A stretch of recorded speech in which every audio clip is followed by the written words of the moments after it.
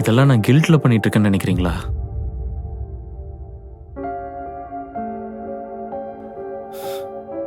நிலானிய பார்த்தப்போ first time உள்ளுக்குள்ள ஒரு ஃபீல் வந்துச்சு. அது இது வரைக்கும் என் லைஃப்ல வந்ததே இல்லை.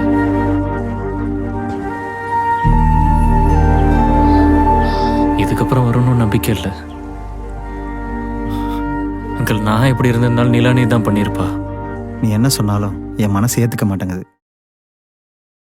இங்கே பார், நான் அவளை மட்டும் என் குழந்தையா பார்த்துருந்தா இதெல்லாம் நான் உங்ககிட்ட சொல்லியிருக்க மாட்டேன். சரி, நீ கிளம்பு, டைம் ஆச்சு. அங்கிள், போகிறதுக்கு முன்னாடி அவளை ஒரு தடவை பார்த்துக்கிட்டுமா அங்கிள்?